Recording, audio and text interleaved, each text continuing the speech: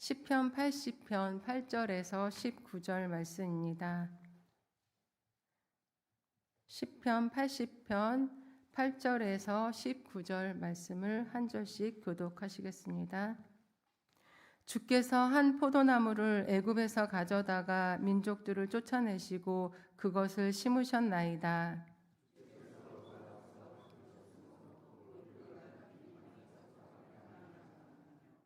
그 그늘이 산들을 가리고 그 가지는 하나님의 백향목 같으며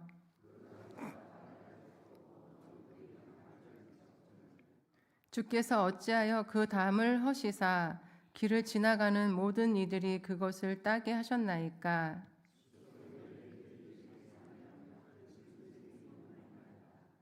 만군의 하나님이여 구하옵나니 돌아오소서. 하늘에서 굽어보시고 이 포도나무를 돌보소서.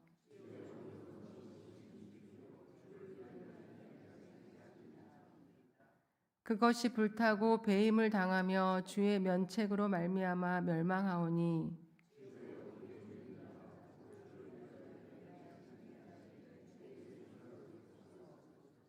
그리하시면 우리가 주에게서 물러가지 아니하오리니 우리를 소생하게 하소서. 우리가 주의 이름을 부르리이다. 만군의 하나님 여호와여 우리를 돌이켜 주시고 주의 얼굴의 광채를 우리에게 비추소서. 우리가 구원을 얻으리이다. 아멘. 얼마 전 우리나라는 대통령 탄핵이라는 문제를 두고 정치적, 경제적, 사회적으로 위태로운 국면에 놓여 있었습니다. 서울 중심의 거리에는 국민들이 대거 참여하여 탄핵 찬성과 또 반대 집회가 계속 이어졌었고 상대방을 향한 극단적인 언어로 공격을 하며 대결을 하기도 했습니다. 정치권은 물론 국민이 양극단으로 갈라져 나라 안에서 큰 싸움과 폭동이 일어날 것만 같은 위기감을 느꼈었습니다. 그래서 한국의 교회들은 그 어느 때보다 열심히 하나님 앞에 부르짖으며 나라를 위해서 기도했었습니다. 아직 모든 것이 안정되었다고 볼 수는 없지만 그래도 더 큰 양극단의 폭동이 일어나지 않은 것은 한국교회가 나라의 위기를 보고 기도했으며 그 기도를 들으신 하나님께서 은혜를 베풀어 주신 걸로 믿습니다. 오늘 시편 80편의 저자도 나라와 민족을 위해 기도하고 있습니다. 그 가운데 반복되는 간구의 제목이 있는데요. 그것은 1절과 3절과 7절 그리고 마지막 절인 19절에 있는 우리에게 주의 빛을 얼굴 광채를 비추어 달라는 간구입니다. 본문에서 우리에게 얼굴 빛을 비추어 달라는 말씀은 한마디로 은혜를 내려달라는 말씀입니다. 우리에게 은혜를 내려주셔서 우리 나라를 민족을 구원해 달라는 회복시켜 달라는 기도입니다. 시편의 저자가 나라와 민족을 위해 이렇게 하나님의 은혜를 간절하게 구하고 있는 이유는 이스라엘이 멸망을 당하여 고통 가운데 있기 때문입니다. 시편 80편의 기록 시기와 저자에 대해 몇 가지 견해가 있는데 그 가운데 가장 지지를 받고 있는 것은 북이스라엘이 아수르에 의해 멸망당하는 민족적 비극이 있는 때에 아삽의 자손 중 한 사람이 자신의 민족을 대표하여 하나님의 구원의 손길을 구하는 기도문으로 보는 것입니다.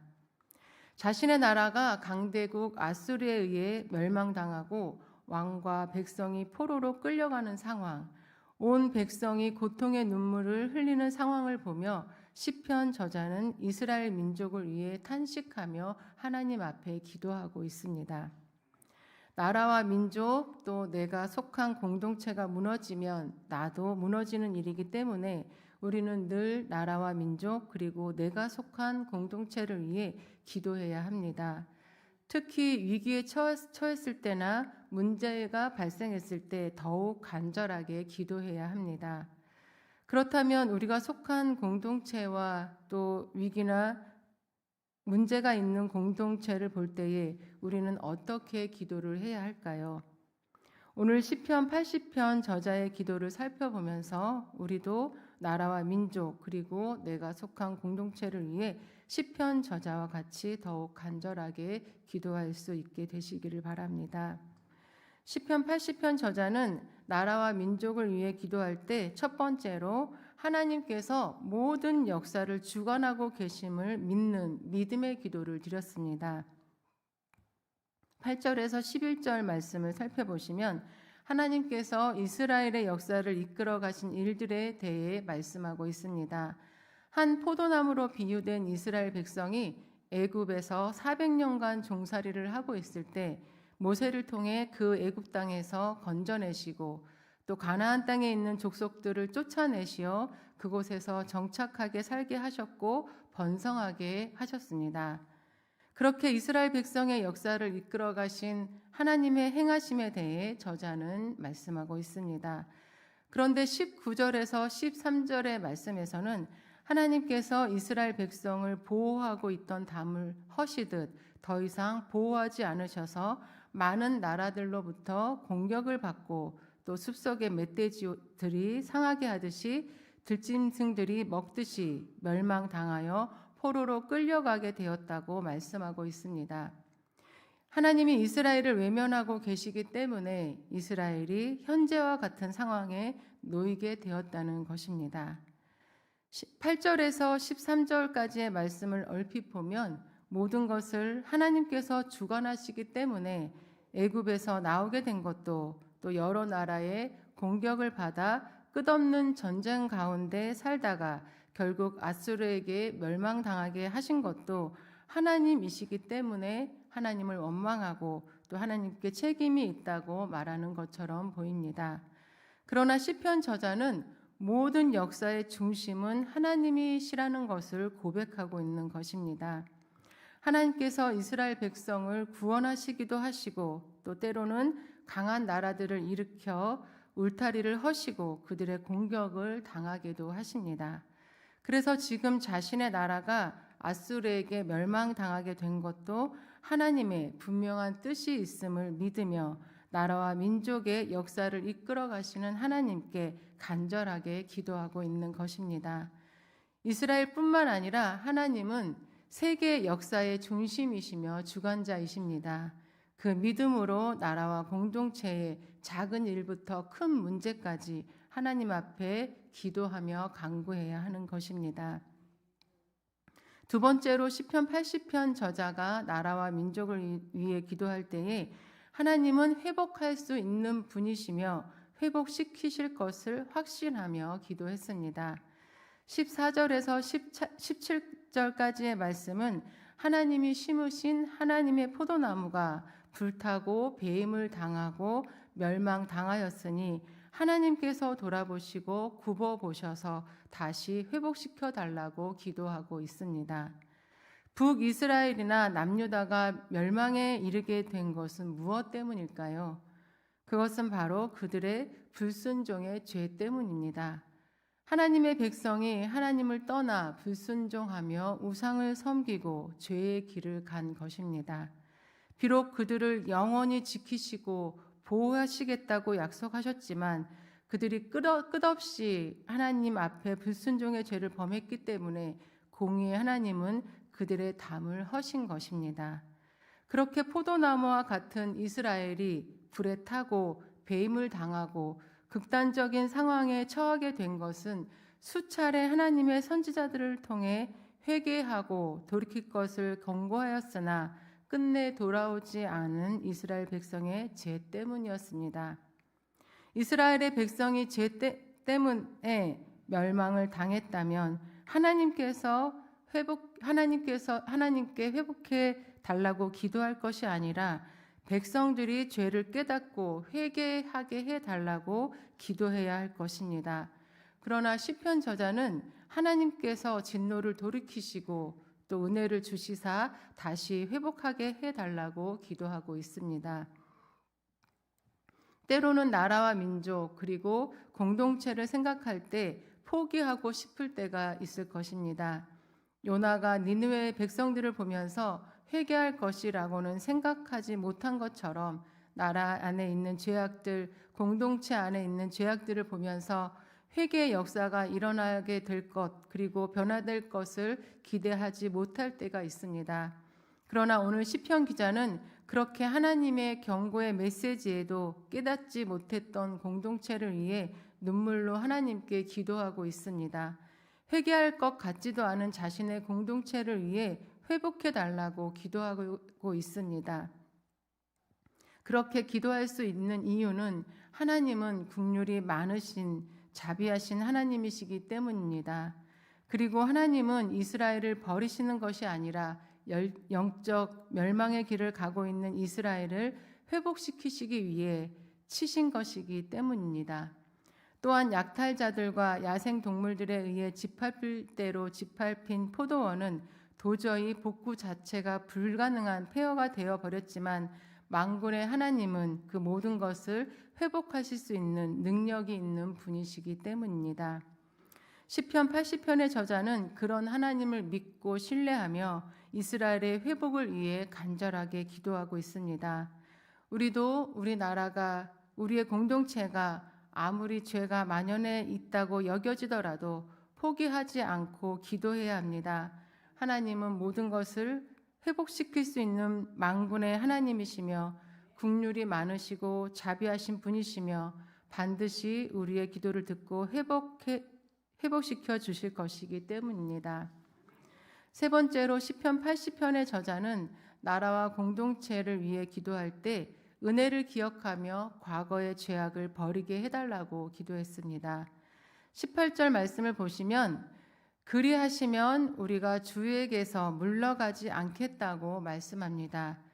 이스라엘은 멸망당하기 직전에 하나님에게서 물러가 있었습니다. 하나님에게서 물러가 있었다는 것은 하나님을 배반하고 변절하여 우상을 섬겼다는 말씀입니다. 하나님께서 이스라엘을 회복시켜 주시면 다시는 주님을 배반하지 않고 우상을 섬기지 않겠다고 기도하고 있는 것입니다. 계속해서 18절 말씀을 보시면 우리를 소생하게 하셔서 우리가 주의 이름을 부르겠다고 말씀합니다. 이스라엘이 멸망당하기 직전에 그들은 주의 이름을 부르지 않았습니다. 주의 이름을 부르는 사람은 그 이름에 합당한 삶을 사는 것이며 주의 이름을 증거하는 사람입니다. 하나님이 이스라엘을 소생시키시면 그 은혜를 기억하며 주의 이름을 부르지 않았던 과거를 청산하고 주의 이름을 부르며 살겠다고 이스라엘 민족을 대표해서 기도하고 있는 것입니다. 그러면서 마지막으로 19절 말씀을 보시면 우리를 돌이켜 주시고 주의 얼굴의 광채를 우리에게 비추소서 우리가 구원을 얻으리이다라고 말씀합니다. 시편 저자는 다시 한번 하나님께 우리에게 자비를 베풀어 주셔서 우리를 구원하시고 우리를 주께로 돌이켜 주시기를 간절하게 기도하고 있습니다. 우리의 속성은 내 들보는 못 봐도 다른 사람의 티는 참 잘 봅니다. 그래서 타인의 문제가 무엇인지 너무나 잘 보입니다. 그것이 장점으로 작용하면 나라의 문제가 무엇인지, 공동체의 문제가 무엇인지, 개인의 문제가 무엇인지 잘 분별할 수 있습니다. 그리고 잘 보고 판단하고 분별하는 것으로 끝나는 것이 아니라 그 문제를 위해 기도한다면 모두가 함께 변화되어 갈 것입니다. 문제가 보일 때마다 다 말하고 충고하는 것은 참으로 어렵습니다. 특히 그 충고를 받아들이지 않고 돌이키지 않을 때는 계속해서 말할 수 없습니다. 그렇지만 하나님께는 계속 말씀드릴 수 있습니다. 우리가 하나님께 타인의 문제, 공동체의 문제, 나라의 문제들을 말씀드리고 그럼에도 불구하고 자비를 베풀어 주셔서 다시 회복시켜 주시기를 간구하고 그 회복의 은혜를 통해 과거의 죄에서 돌이킬 수 있게 해달라고 간절히 기도하신다면 우리가 속한 공동체와 나라는 더욱 하나님이 기뻐하시는 모습으로 변화될 것입니다. 위기가 기회다라는 말이 있습니다. 위기가 기회가 될 수 있는 것은 위기를 놓고 기도할 수 있기 때문입니다. 나라의 위기를 보실 때 또 공동체의 위기를 보실 때에 기도의 자리에 앉으실 수 있는 저와 여러분이 되시기를 바랍니다. 기도하실 때에 시편 80편의 저자와 같이 우리나라와 공동체의 역사를 주관하고 계시는 하나님을 믿고 자비의 하나님께서 반드시 회복시켜 주실 것을 믿으며 주의 얼굴의 광채를 비춰달라고 기도하시고 그 은혜를 통해 과거의 죄를 벗어버리는 공동체가 되게 해달라고 간구하시기 바랍니다. 하나님은 사람을 통해 일하시고 사람의 기도를 통해 일하십니다. 우리의 기도를 통해 내가 속한 나라와 공동체가 하나님에게서 물러가지 않고 주의 이름을 부르게 될 것을 믿으며 나라와 공동체를 위해 쉬지 말고 기도하시는 저와 여러분이 되실 수 있기를 간절히 기도드립니다. 함께 기도드리시겠습니다. 하나님 아버지, 하나님의 뜻과 계획 가운데 대한민국에서 강북구 수유동에서 그리고 수유동 교회에서 공동체를 이루며 살게 하신 은혜에 감사를 드립니다. 나라와 지역과 교회 공동체의 문제와 위기를 보고 실망하고 포기하지 않게 하시고 오늘 시편 80편의 저자와 같이 간절하게 기도하며 하나님의 은혜를 구하는 우리 모두가 되게 인도하여 주시옵소서. 특별히 6월 3일에 있을 대선이 하나님의 뜻 가운데 하나님이 예정하신 대통령이 선출될 수 있도록 온 교회가 함께 기도할 수 있도록 인도하여 주시옵소서. 마음에 간절한 소원을 담아 1000번째 예물을 하나님께 올려드립니다. 327번째 드리는 이 예물을 기쁘게 받아주시고 하나님의 뜻 가운데 그 마음의 소원을 다 이룰 수 있도록 축복하여 주시옵소서. 모든 말씀 예수님의 이름으로 기도드리옵나이다. 아멘.